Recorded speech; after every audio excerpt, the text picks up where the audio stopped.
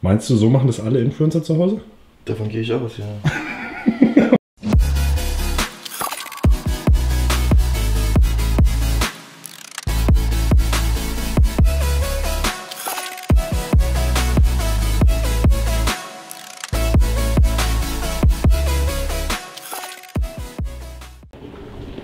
So, nachdem der Kerl mir jetzt erzählen wurde, warum er Vegetarier geworden ist, dachte ich, wir fangen einfach mit dem Video an. Heute gibt es eine All You Can Eat. Ich wollte es nicht sagen, mir ist trotzdem rausgerutscht. Ein Full Day of Eating von mir. Ist, glaube ich, allein auch aus dem Grund interessant, weil ich aktuell eine kleine Diät mache und ja, vielleicht guckt sich der eine oder andere das ab oder sieht halt, wie ich einfach esse. Heute ist, oder wir fangen an mit dem Morgen. Da gibt es bei mir den Porridge. Ich habe den, glaube ich, schon mal gezeigt, aber ich zeige ihn trotzdem nochmal. Mein kleiner Helfer, eine kleine Küchenwaage. Also ich arbeite ja nach einem Ernährungsplan und da bin ich relativ genau. Ich meine, jetzt in der Phase, wo ich noch ein bisschen Platz habe bis zum Wettkampf, ist das nicht ganz so krass. Deswegen tue ich hier und da noch ein bisschen was einfach für den Geschmack. Wir fangen erstmal an mit 60 Gramm Haferflocken. Eigentlich 70, aber da ich ja seit kurzem mein eigenes Müsli habe, gleich haben wir es, jetzt, den Maximizer, kommen dann später nämlich noch 10 Gramm davon dazu. Jetzt kommen erstmal Früchte. Hier empfehle ich übrigens die gefrorenen Früchte, damit der Porridge nachher auch noch so ein bisschen kalt ist, weil da kommt gleich noch kochendes Wasser rein, um die Haferflocken ein bisschen aufquellen zu lassen.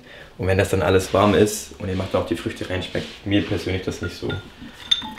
Also, wir laden nochmal drauf. 100 Gramm. Erstmal bei 104. Aber das ist nicht wild. Als nächstes kommt eigentlich nur noch kochendes Wasser drüber. Aber nicht zu viel, dass es nicht so krass schwimmt, weil ich dann nämlich nachher noch einen Schuss Milch reinmache. Der steht eigentlich so, oder die Milch steht eigentlich so nicht im Ernährungsplan drin, aber gibt hinten raus nochmal so ein bisschen besseren Geschmack. Wenn es dann hart Richtung Wettkampf geht, wird natürlich die Milch auch gestrichen. Schmeckt ja nicht mehr ganz so gut, aber funktioniert trotzdem noch. Genau, das reicht schon. Dann wird es interessant. Eine Proteinquelle, genau von dem Skier sind es, sage und schreibe 250 Gramm. Das war am Anfang schon ziemlich viel. Und das ist jetzt auch nicht Skier mit Geschmack oder so, sondern das ist wirklich der Natur.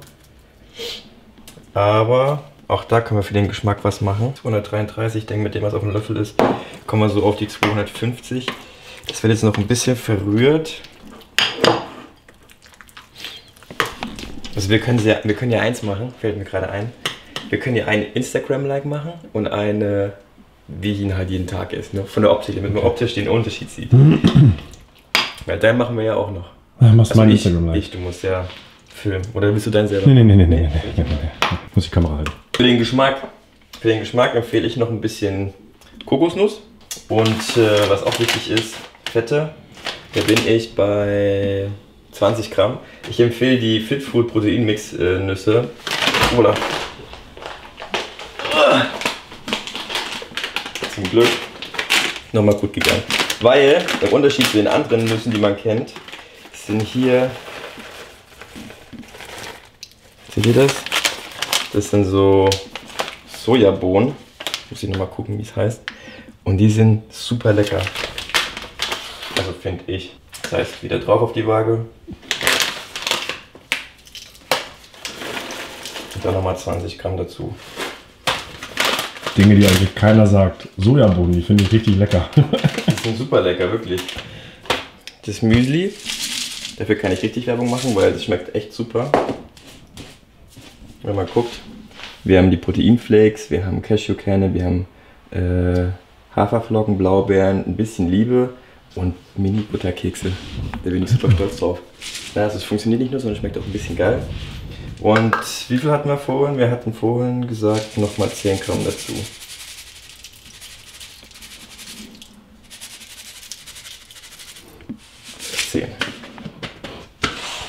So, zum Veredeln nehme ich Agavendicksaft. Ist auch Da gibt es auch das Okay von der Ernährungsberaterin. Soll natürlich nicht drin schwimmen, aber so als kleiner süßlicher Geschmack. Einfach mal ein bisschen drüber und et voilà. Das ist mein Porridge zum Frühstück. So wie ich ihn immer esse.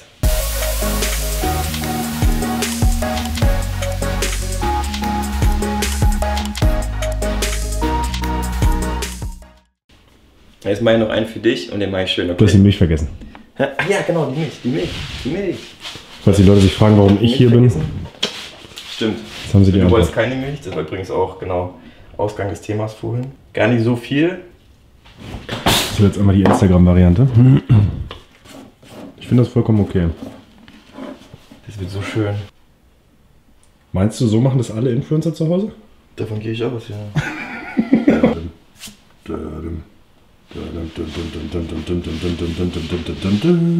Jo, das ist quasi jetzt mein Frühstück. Ist relativ einfach, schmeckt gut, funktioniert, schnell gemacht. Bevor ich das aber esse, beziehungsweise das Erste, was ich mache, nachdem ich aufgestanden bin und mir die Zähne geputzt habe, erstmal ein Glas Wasser. Wasser ist wichtig, am besten gleich mal so ein ganzes Glas wegpumpen, weil über Nacht trinkt man ja nicht ganz so viel. Und wenn ihr gerade dabei seid, kann ich noch empfehlen Omega-3. Das ist super, um Entzündungen zu hemmen, und Vitamin D3, K2. Sowieso Vitamine bin ich ganz großer Fan von, weil nur ein ausreichend versorgter Körper ist auch ein gesunder Körper. Deswegen nehme ich das jetzt auch. Von denen hier muss man gar nicht so viel nehmen. Eigentlich nur eine pro Woche oder 2. Oh, ab dafür.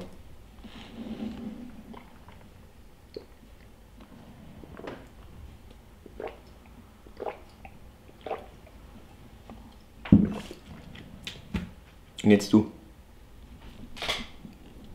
Was? Essen. Gut. Ein bisschen noch ein paar Omega-3. Würde ich nicht Nein zu sagen.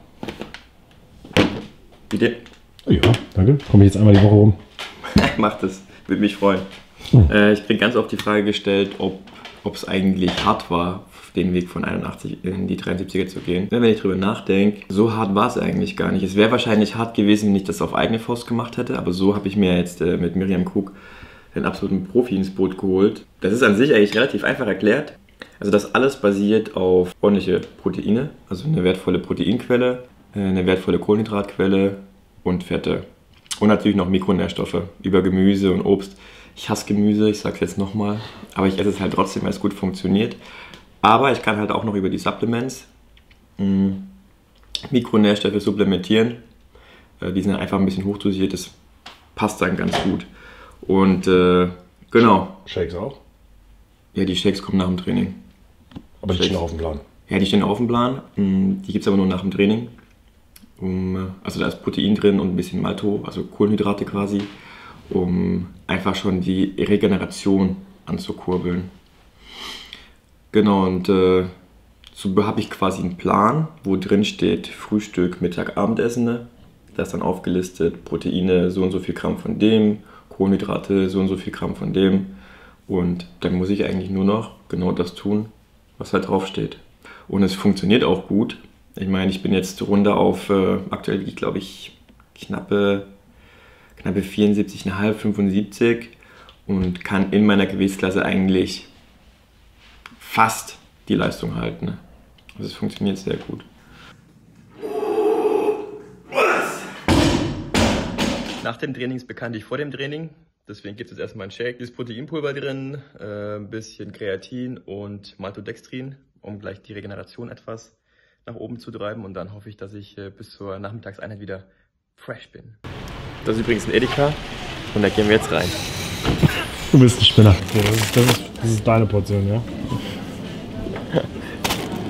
Ein Zwiebel? Was ist denn überhaupt heute Leckeres zu essen? Ich habe mich heute dazu entschlossen, dass es gibt Rinderfilet mit Honig-Rosmarinsoße und cremigen Käse-Kartoffelstampf mit gedämpftem Brokkoli. Habe ich mir nicht selbst überlegt, das ist von HelloFreshes Rezept. Das hatte ich gestern Abend schon, aber es war so gut, dass ich das jetzt nochmal mache.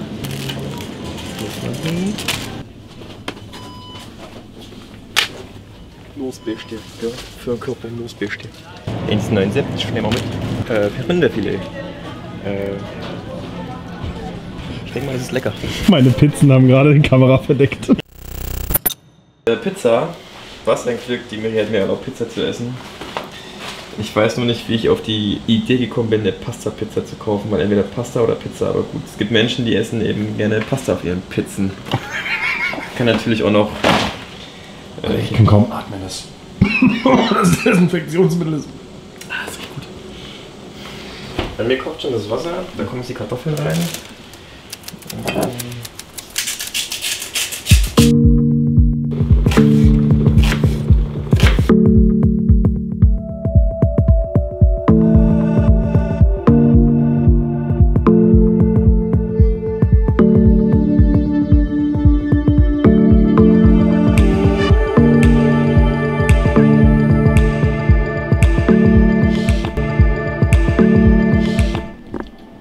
So, zum Wohl. Zum Wohl. Ach so, mir fehlt noch mein Trinken. Oh. Nur echt, Zero. Ja, dann kannst du auch noch gut ausschauen. Ja, ernsthaft. Gut, bis später. Okay, bis dann. Tschüss. Ciao.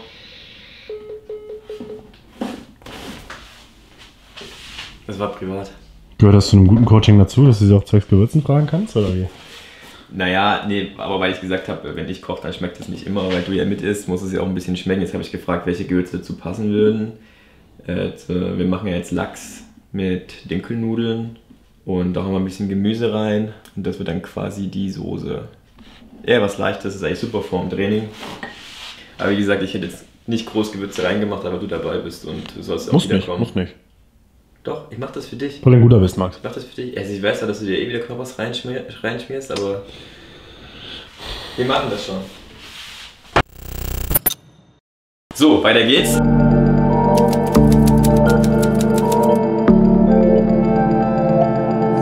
Nudelsieb wird überbewertet, oder? Das Nudelsieb ist in der Spüle. Keine Lust, das extra sauber zu machen. Aber wie du siehst, so geht's auch. So, haben wir das. Guck mal, Zitrone. Oh. Bei Fisch und Zitrone ist immer eine gute Sache. So. Damit das auch nach ein bisschen was schmeckt, kriege ich das meiste und den letzten Überbleibsel kriegst du. Das ist lieb, danke. Die Leute können es ja leider nicht riechen, aber es riecht verdammt lecker, Max. Vielen Dank. So eine WG mit uns beiden könnte ich mir gut vorstellen. Einer kocht, der andere filmt. Jo. Eigentlich eine Win-Win-Situation, oder? Auf jeden Fall. So, das räumst du nachher weg, deswegen passt es super. Mhm. Was wir jetzt noch machen können, ganz kleines bisschen, aber das ist nur die Ausnahme, weil du da bist. Bisschen Parmesan. Zack. Oh. Also wie ihr vielleicht seht, ich koche relativ einfach.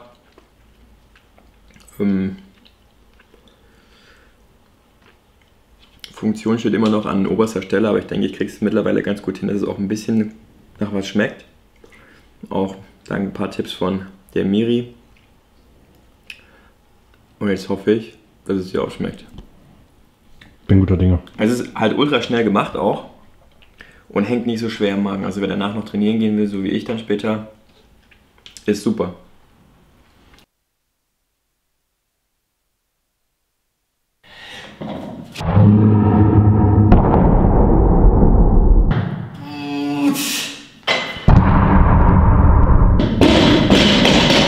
Uns ist leider viel zu spät aufgefallen, dass wir noch ein, zwei Dinge vergessen haben. Zum einen der Kelm sein Schnitzel. Ich esse es nicht. Und zum anderen das Outro. Wir haben das Outro vergessen. Deswegen, wenn euch das Video gefallen hat, gerne Daumen hoch. Wenn euch das Video nicht gefallen hat, gerne Daumen hoch. Erzählt euren Großeltern unbedingt von meinem neuen Video. Ich versuche mich am Herd. Ich bin mir allerdings sicher, dass eure Großeltern das eventuell besser können als ich. Vielleicht sollte ich mal auf deren YouTube-Kanäle schauen und mir hier und da was abgucken, denke ich mal. In diesem Sinne, viel Spaß beim Kochen und bis bald. Ciao, Ken.